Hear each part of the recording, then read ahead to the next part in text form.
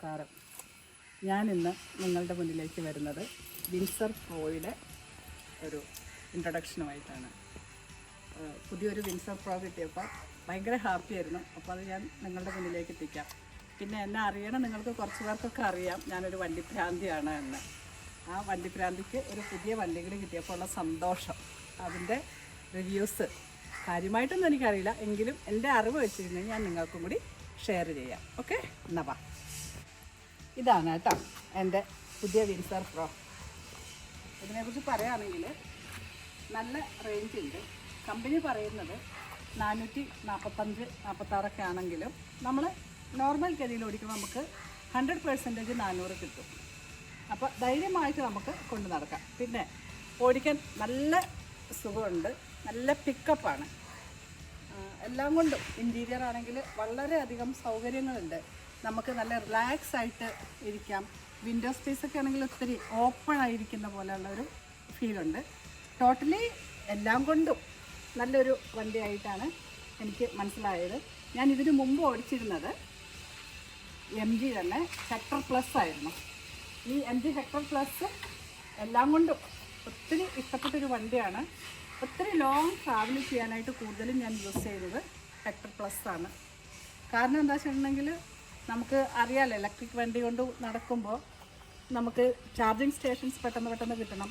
അത് കിട്ടാതെ വരുന്ന ഒരു ബുദ്ധിമുട്ടുകൾ അനുഭവിക്കേണ്ട അവസ്ഥ വരുമ്പോഴത്തേക്കും നമ്മൾ ലോങ് പോകുമ്പോൾ കൂടുതലും ഹെക്ടർ പ്ലസിന് ഈ വണ്ടിയായിട്ട് ശരിക്കും പറയുകയാണെങ്കിൽ ഒത്തിരി പ്രാവശ്യം ഞങ്ങൾ മുംബൈ ടു കേരള ഡ്രൈവ് ചെയ്തിട്ടുണ്ട്. അപ്പോൾ ഇതിൻ്റെ ഫീച്ചേഴ്സിലേക്ക് വരുവാണെന്നുണ്ടെങ്കിൽ മെയിനായിട്ട് ഇതിൻ്റെ വീലാണ് പറയണത്. 18 ഇഞ്ച് വീലാണ് വരുന്നത്, അലോയ് വീലായിട്ടാണ് വരുന്നത്. അത് ആ സമയം നമ്മൾക്ക് ഹെക്ടർ പ്ലസ് വന്നപ്പോൾ അത് 17 ഇഞ്ചായിരുന്നു. ഇപ്പോൾ വരുന്ന ഹെക്ടറിനെല്ലാം 18 ഇഞ്ചിലേക്ക് അവർ മാറിയിട്ടുണ്ട്.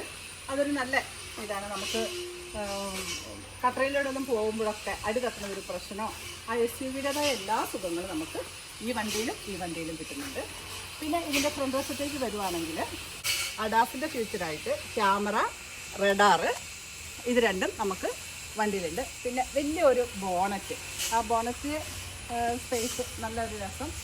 അതിൻ്റെ മുകളിലായിട്ട് ഇങ്ങനെ ബോണറ്റ് ഒരു കുഞ്ഞ് ഇതിലും വരുന്നു. ഇതിൻ്റെ ഫേസ് നല്ല ഭംഗി. പിന്നെ അക്സറീസ്, ഈ മോഡി സ്റ്റിയറിംഗിൻ്റെ ഏരിയയിൽ നമ്മൾ എക്സ്ട്രാ അക്സറീസ് ചെയ്യുകയാണ്.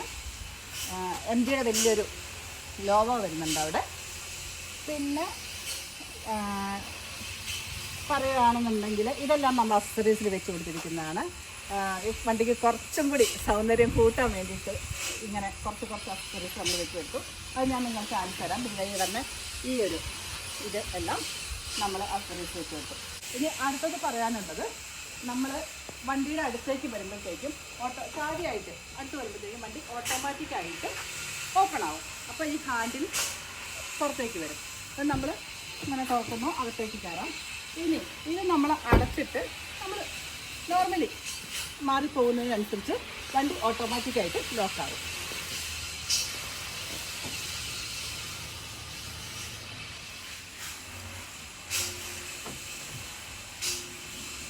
നമ്മൾ അടുത്തേക്ക് വന്നപ്പോൾ ഓപ്പണായി, അതിലേക്ക് മാറി കഴിഞ്ഞപ്പോഴത്തേക്കും കാലിൻ്റെ ആ ഡിസ്റ്റൻസ് വന്നപ്പോഴത്തേക്കും അത് ഓട്ടോമാറ്റിക്കായിട്ട് ക്ലോസ് ആയി.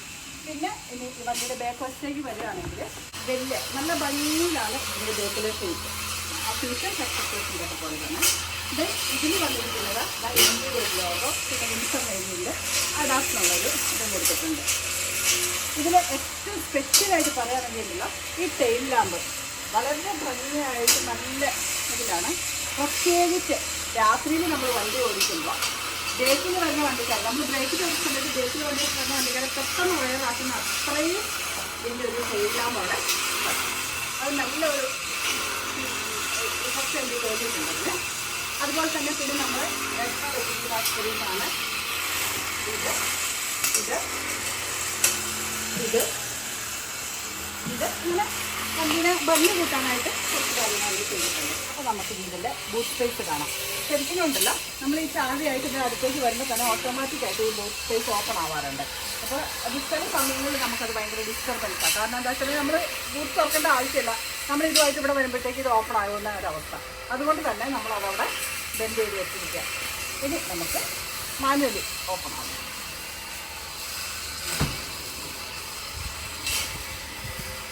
കണ്ടോ എത്ര സ്പേസാണ്. ഒരു 3-4 ബോക്സ് നമുക്ക് ട്രാവൽ ചെയ്യുമ്പോൾ സുഖമായിട്ട് സ്റ്റോറേജ് ഫെസിലിറ്റി ഉണ്ട്. പിന്നെ ഇവിടെ ഒരു ലൈറ്റ് കൊടുത്തിട്ടുണ്ട്.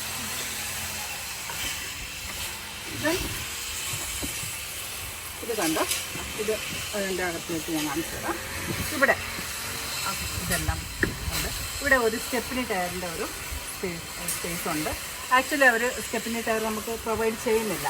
MG-കാർ ശരിക്കും ഇത്രയും നല്ലൊരു വണ്ടി തരുമ്പോൾ സ്റ്റെപ്പിനി ടയറും അതുപോലെ തന്നെ നമുക്ക് ബേക്കിൽ വൈപ്പർ, ആ ഒരു വൈപ്പറും കൂടി വെക്കുന്നത് നല്ലതായിരുന്നു. അതത് തന്നിട്ടില്ല. എന്നാലും നമുക്ക് അഡ്ജസ്റ്റ് ചെയ്യാം. ബാക്കിയുള്ള ഫെസിലിറ്റികളെല്ലാം വെച്ച് നോക്കുമ്പോൾ വലിയ. അപ്പോൾ വണ്ടിയുടെ ഓവറോൾ പുറത്തുള്ള കുറച്ച് കാര്യങ്ങൾ പറഞ്ഞു. ഇനി നമുക്ക് അകത്തുള്ള കാര്യങ്ങൾ നോക്കാം.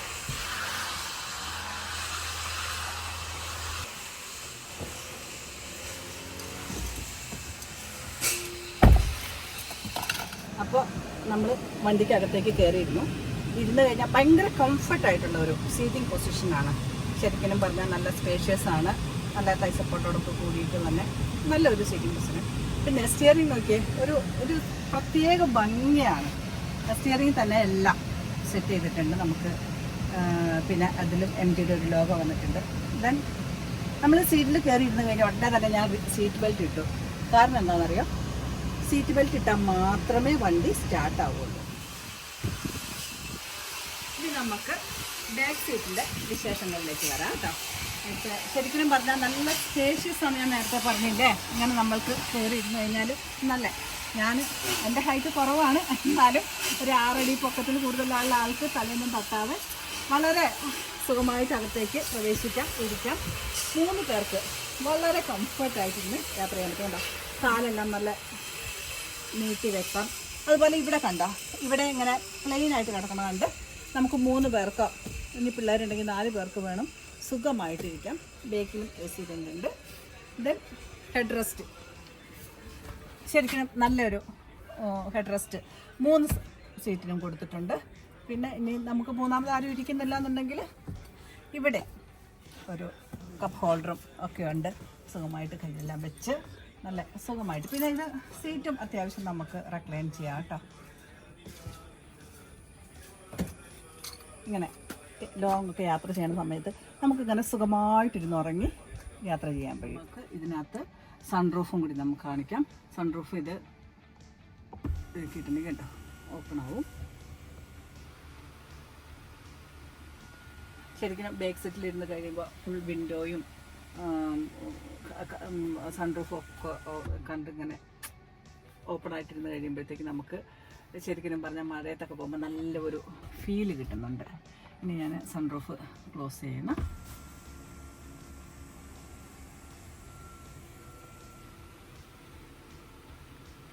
അപ്പോൾ നമ്മൾ ഡ്രൈവ് ചെയ്യുന്നതിന് മുൻപായിട്ട് നമ്മൾ സീറ്റ് ബെൽറ്റ് ഇട്ടു. സീറ്റ് മാക്സിമം നമുക്ക് അഡ്ജസ്റ്റ് ചെയ്യാൻ പറ്റും. ഫ്രണ്ടോട്ട് ബാക്കോട്ട് ഹൈറ്റ് അങ്ങനെ അഡ്ജസ്റ്റ് ചെയ്തതിന് ശേഷം നമ്മൾ ഡ്രൈവിലേക്ക് ഇടുന്നു. ഡ്രൈവ് മോഡിലേക്ക് വന്നു. പിന്നെ നമ്മൾ പതുക്കെ ആക്സിലേറ്റർ പതുക്കെ കൊടുത്തു കഴിയുമ്പോഴത്തേക്കും വണ്ടി ഇതുപോലെ മൂവ് ചെയ്യും. ഇപ്പം ഞാൻ നിർത്തണം. ഇനി വീണ്ടും നമ്മൾ വന്നിട്ട് കഴിഞ്ഞ് പാർക്കിലേക്ക് ഈ സ്വിച്ച് ഇട്ട് കഴിഞ്ഞു. നമ്മൾ പുറത്തിറങ്ങി ബെൽറ്റ് ഊരി പുറത്തിറങ്ങി കഴിഞ്ഞിട്ടുണ്ടെങ്കിൽ വണ്ടി ഓട്ടോമാറ്റിക്കായിട്ട് ഓഫാവും. നമ്മൾ ഓഫാക്കേണ്ട പ്രശ്നങ്ങളോ ഒന്നും. നമ്മൾ പാർക്കിലിട്ടിട്ടും കഴിഞ്ഞ് ഇറങ്ങിപ്പോകുന്നു, അത്രയേ ഉള്ളൂ.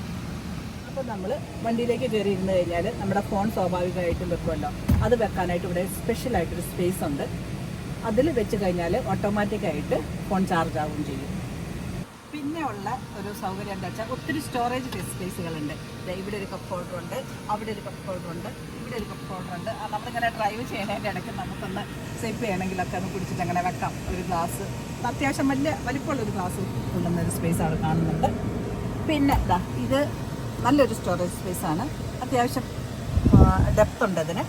ദെൻ ഇത് കണ്ട ഇവിടെ കുറച്ച് സ്ഥലം വരുന്നുണ്ട്. പിന്നെ ഇതിങ്ങനെ ഓപ്പൺ ആക്കാം നമുക്ക്. കണ്ട അങ്ങനെ അത്യാവശ്യത്തിന് നല്ല രീതിയിൽ സ്റ്റോറേജ് സ്പേസ് വരുന്നുണ്ട്.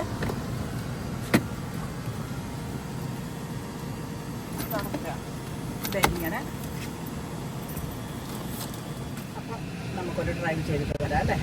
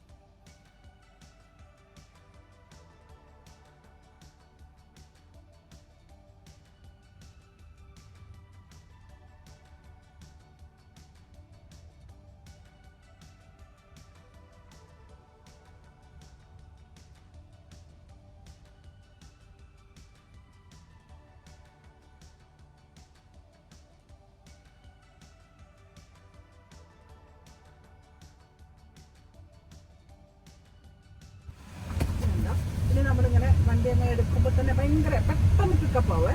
ഇപ്പോൾ നമ്മൾ ഒന്ന് ബ്രേക്ക് കൊടുത്തപ്പോഴത്തേക്കും 17ലേക്ക് വന്നു. നമ്മൾ ഇത് കൊടുത്ത് കഴിയുമ്പോഴേ ഭയങ്കര സ്മൂത്തായിട്ട് വണ്ടി പോകണം കാണാവേ. അതെന്ന് വെച്ചാൽ പെട്ടെന്ന് പിക്ക് ചെയ്യും. അതായത് ഇപ്പോൾ കണ്ടോ, നമ്മൾ ഒന്ന് ആക്സിലേറ്റർ കൊടുക്കുമ്പോഴത്തേക്കും ഷടേന്ന് പറഞ്ഞിട്ടാണ് പിക്ക് ചെയ്യണത്. അതുപോലെ ബ്രേക്ക് കൊടുക്കുമ്പോഴത്തേക്കും അതുപോലെ തന്നെ ഡൗൺ വരും. പിന്നെ ആക്സിലേറ്റർ കൊടുത്താൽ കണ്ടോ അത്ര സ്പീഡിൽ പെട്ടെന്ന് കയറും. ഭയങ്കര സ്മൂത്തായിട്ട് അങ്ങനെ പക്ഷെ ഓടിക്കാൻ ഭയങ്കര കംഫർട്ടായിട്ടുള്ളൊരു ഫീലാണ്.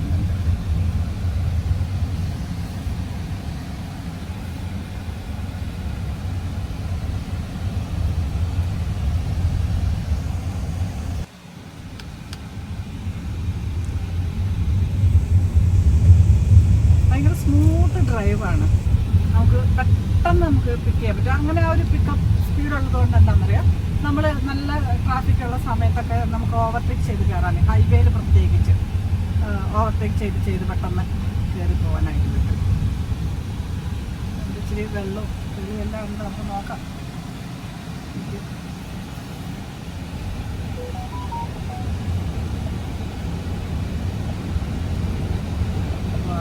വണ്ടി മൊത്തം ചെളിയായി കാണും. ഇപ്പോൾ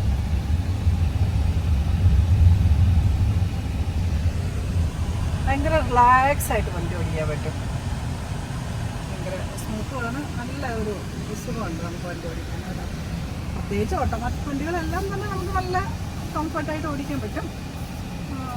പറഞ്ഞതുപോലെ ഡ്രൈവിംഗ് ത്രില്ല് ശരിക്കും നമുക്ക് ഗിയർ വണ്ടി ഓടിക്കുമ്പോഴാണ്. അപ്പോഴാണ് നമ്മൾ അതിൽ കംപ്ലീറ്റ് കോൺസെൻട്രേറ്റ് ആയിട്ട് ഓടിക്കുന്ന ഒരവസ്ഥയാണ്. പിന്നെ ഓട്ടോമാറ്റിക് വണ്ടി ആർക്കും ഉപയോഗിക്കാൻ പറ്റില്ല. അപ്പോൾ ഞാൻ പിള്ളേരുകളോടെല്ലാം പറയും, നിങ്ങൾ ഓടിക്കണം, ഡ്രൈവ് ചെയ്യണം. കാരണം പേടിച്ചിരുന്നുണ്ടെങ്കിൽ നമ്മുടെ കാര്യങ്ങൾ നടത്താൻ പറ്റില്ല. പ്രത്യേകിച്ച് ലേഡീസിനെ സംബന്ധിച്ച് ഡ്രൈവിംഗ് ആണെങ്കിൽ ഭയങ്കര കംഫർട്ടാണ്. നമുക്ക് നമ്മുടെ പിള്ളേരെ സ്കൂളിൽ കൊണ്ടുവിടാൻ, കൊണ്ടുവരാൻ, അങ്ങനെ ഒത്തിരി ഉപകാരങ്ങളാണ്.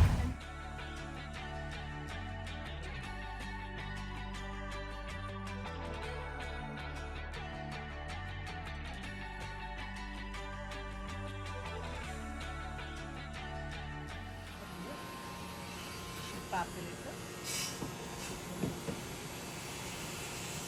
ചാടി എടുത്തിട്ടുണ്ടെങ്കിൽ നമുക്ക് പുറത്തേക്ക് ഇറങ്ങാം കേട്ടോ. അപ്പോൾ MD പറഞ്ഞു don't forget your teachers and device എന്ന് പറഞ്ഞു. എൻ്റെ ഫോൺ ഇവിടെ വെച്ചിട്ട് പോണേനാ. ഞാൻ എൻ്റെ ഫോൺ എടുത്തു, പുറത്തേക്ക് ഇറങ്ങി നമ്മൾ അടച്ചു. ഇനി കണ്ടോണേ, നമ്മൾ കുറച്ച് ഒന്ന് മാറിപ്പോയുമ്പോഴത്തേക്കും ഗ്ലാസ് എല്ലാം ഓപ്പൺ ആയിട്ടാണ് കിടക്കുന്നത്. അത് ഓട്ടോമാറ്റിക്കായിട്ട് തന്നെ ഗ്ലാസ് കയറും. കണ്ടോണം കേട്ടോ.